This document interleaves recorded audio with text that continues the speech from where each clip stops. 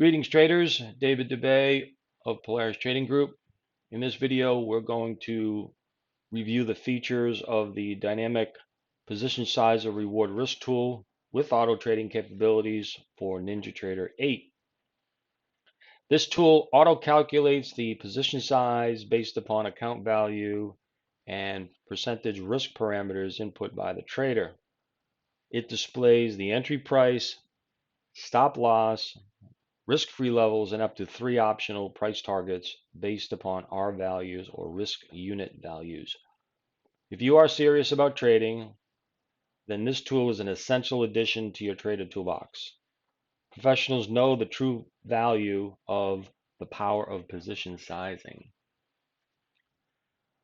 Before we get to the features of the tool, NFA compliance rule 2-29 listed here simply states that hypothetical performance results have many inherent limitations, and again, some of which are described below in this document, and past performance is not indicative of future results. Also, this video reviewing the dynamic reward risk tool does not imply or explicitly or implicitly in any way that the trader will make money using this tool. So with that, let's go right to the features of the dynamic reward risk tool. Okay, so I've set up a basic 5-minute chart here, and we're going to demonstrate the features of the tool and how to use it. So it is set up as a strategy here in NinjaTrader. And so we'll just select strategies, and from the strategies menu here, you want to highlight the Polaris Trading Group DRR, bring it down into the lower quadrant. Okay, and then what we want to do is we want to set up a template.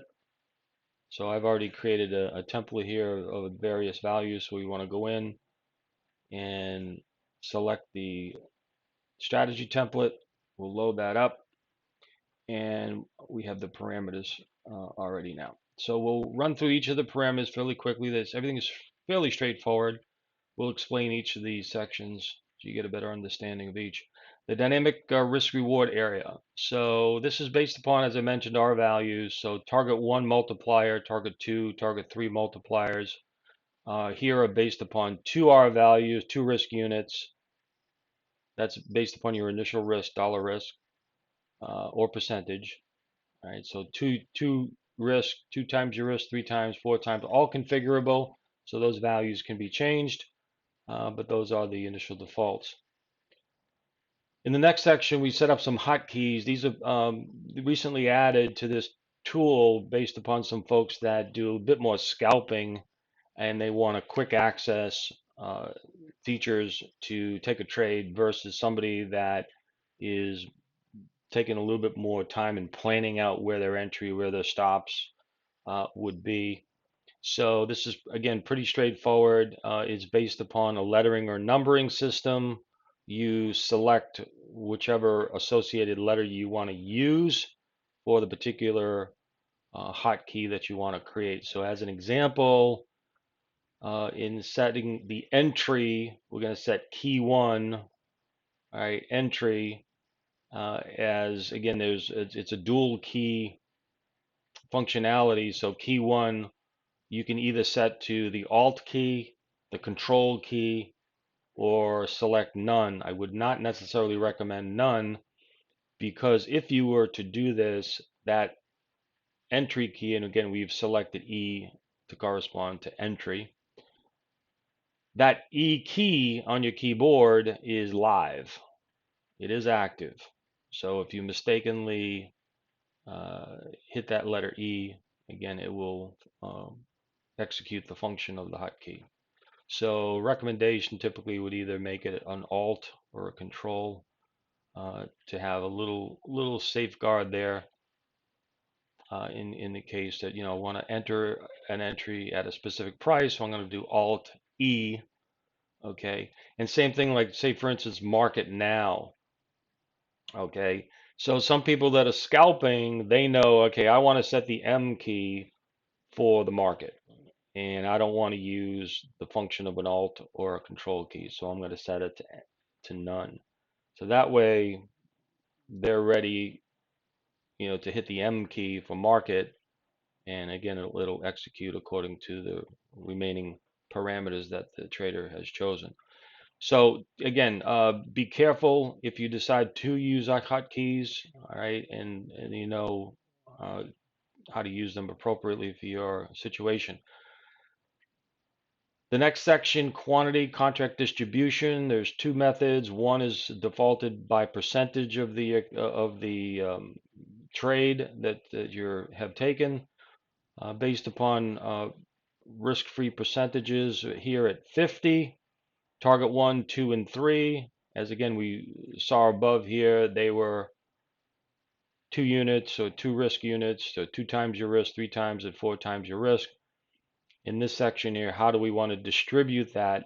So 30%, 10%, 10%, as long as that totals 100, all configurable. The other option is fixed quantities. So in terms of, let's just say you want to do, 2 contracts at the first, we want to do another 2 at the second, T1. Let's just say we want to bypass T2, so you put a 0 there, and we want to have, okay, a runner, which is corresponding to a 4R value up above. I'm going to want to see if we can get a runner. So if I get the first 2 exit points off, I want to see if we can run it. So I want to bypass the next one and go to target 3. So again, this is all configurable, to how you want. By default, again, it's by percentage. So it's 50, 30, okay, 10. Let's just say 10 and then 10. So again, as long as it adds up to 100. Default order type is a stop, all right, except unless you're using the market now hotkey above. Next parameters, again, you can either define it as your trade, define it as using account size, or again, this is risk definition, or by specific dollar risk. So in this case, defaulting to dollars, meaning that the dollar risk, let's just say we have a 2,000 set in here, okay, and we're defining our risk by dollars, then that's the way it's going to, it's going to calculate your position size based upon, your total dollar risk. Again, people, that have fairly large accounts and so forth tend to want to use percentage of their account size, because account size will begin to vary as profit and losses are accumulated.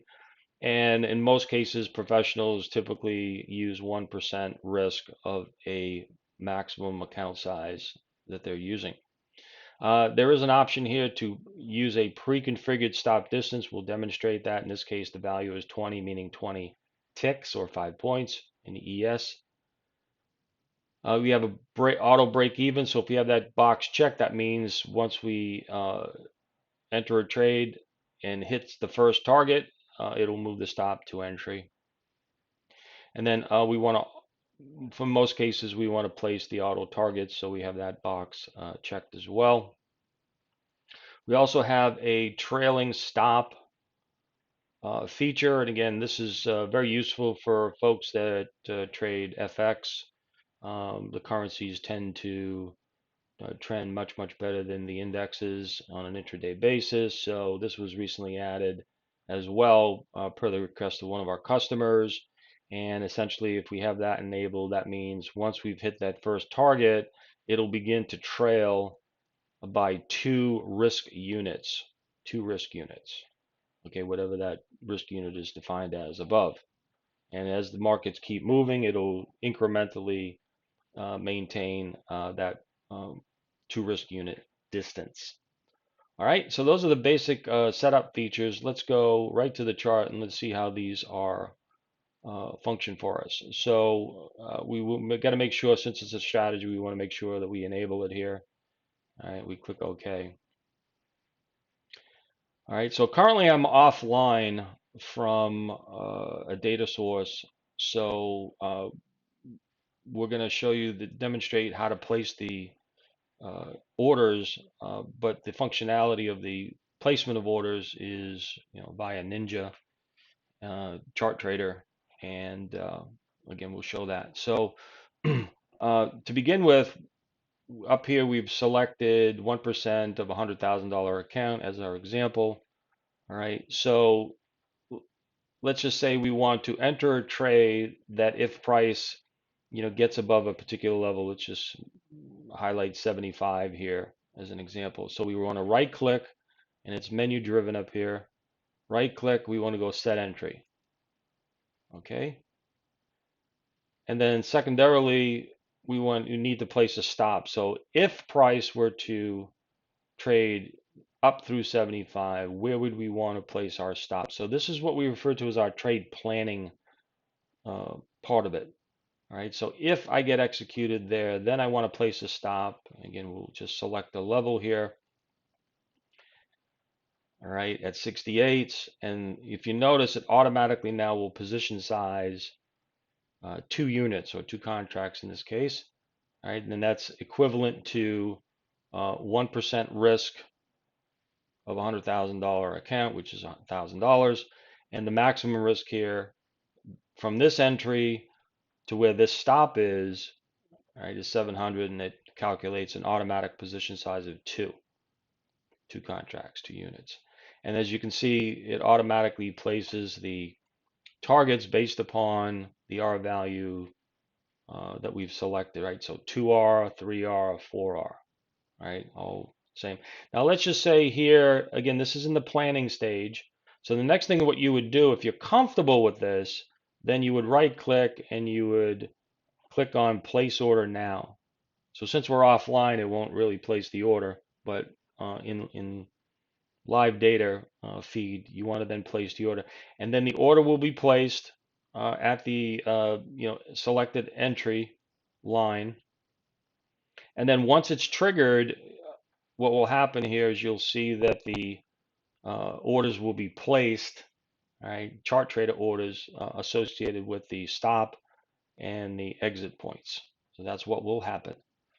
All right. Let's just say though, in the planning stage here, you decide, well, the market's kind of moving lower, and I want to move my entry lower, all right, to correspond with the declining price, and hopefully we get a better price here, a little bit lower price, etc. So if you wanted to say move your down just to above the most recent bar, so you just pre-select that level again. All right, again, and then go back up here and set entry. What will happen is it'll adjust the trade planner accordingly. And let's just say you decided to leave the stop where it is. So no change in the stop, only the entry. You'll notice here that the position size just shifted to 4 units with a maximum risk now of 4. I'm sorry, of 1,000 based upon 4 contracts. So that's your maximum 1% risk of a $100,000 account. Okay, so that's the idea about position sizing as the distance between entry and stop. Okay, and then the risk-free level, again, that's equivalent to the stop distance. And then target 1, which is 2 times, target 2, 3 times, target 3, 4 times, etc. Okay, so that's using the set entry, set stop manually idea. So to clear this out, you just come right here and say right click clear all. So we're going to clear that totally out. Now on the selection, we go right click again. Remember, we have the selection with long entry with a pre-configured stop. So some folks say, I always want to have a 5-point stop from wherever my entry is going to be. And I don't want to have to, enter the stop following the entry, etc. I want it all pre-configured. All right, so we've allowed that option here. So what we would do again is select whatever level, all right, you choose, and let's just say it's up here above this bar high. I want to enter only at that point, and so long entry with a pre-configured stop. So click on that. All right, even though price is trading below the stop currently, all right, for this particular trader, and how they want to handle is only if it gets above a breakout above this bar high. And if that should happen, place a 5-point stop. Okay, so knowing exactly what they want to do, how many contracts it'll be. In this case, it's going to be a standard 4 contracts because of the distance, right? And again, the risk unit number. So if price continues to trade lower, all right, this trader may decide to leave that stop entry where it is, or again may decide to adjust it according to their um, their plan. All right. And again, in this particular case, once again, once we've placed that, and this is still a planning stage. All right, you would then once again come up here and say place order now when you're ready to, when the trader is ready to take the appropriate action. But until then, this is the trading planning stage. And this gives the trader a lot of flexibility to see as the market's unfolding. Is that entry, I want to enter it here, or if it moves lower, I want to enter it there. Now this is a stop order, okay, entry. So let's just say another example. Let's clear all. Uh, let's just say we want to enter on a test of this pivot low. So that's another option. We've seen many times prices come down and retest, prior known levels, and market holds and then, rallies accordingly. All right. So this may be an option here. So bring down. So if it gets to this level, I want to go long entry with a pre-configured stop. Now, in this case, it's actually a limit order, not a stop order, because it is below the current price. The planner reads it as a limit buy, and again, should market come down and touch that limit buy, then it'll trigger, the trade again. You want to be able to, when you say place order now, in this case, it won't actually place the order. It will wait for it to trigger. All right, so that's another option. But I would say most folks would use the option of getting a buy stop in place here. So above this high, uh, enter the long entry only if prices break out above, a particular level. So that's the core use of the dynamic position sizer. Again, the benefit here is having a specific dollar unit or percentage risk of your account, and the ability to resize that. All right. So the whole idea of the power of position sizing, as we refer to it as, is the ability to keep your dollar risk or percentage of your account risk uniform, but yet you want to maximize the amount of contracts traded, right? So instead of having a static amount of, say, 2 or 3 contracts all the time, and that would be, again, having a set stop already in place, as we've just demonstrated, but rather I want to maximize the amount of units or contracts for a given dollar risk based upon the distance of my entry versus where my stop, would be. All right, so a lot of traders, again, professional traders, use the percentage feature of that, and they want to maximize the amount of contracts, because again, that's where the power of position sizing comes into play. Again, the cross concern there is if the stop is too tight, all right, then you may get triggered on your entry, and the stop, could be fairly tight, which means you could get stopped out, just a bit faster. All right, so you have to be able to balance the risk of getting stopped out too soon, all right, versus what the position size is. But in all cases, using a dynamic position sizer tool as this, you want to, again, the core is to keep your risk unit uniform, not the contract size. That's a variable. It's the dollar risk or percentage of your account that you want to keep uniform. All right, so that's it. Hopefully this video has been helpful to you, and best trading with this. If you do have any questions, you can always reach me here at give you the contact information. There we go. So if you need to get in contact with me for any reason, you best to email me at david@polarisTradingGroup.com and clearly visit our website for additional tools and information about our methodology. Thank you very much for your attention, and as always, good trading.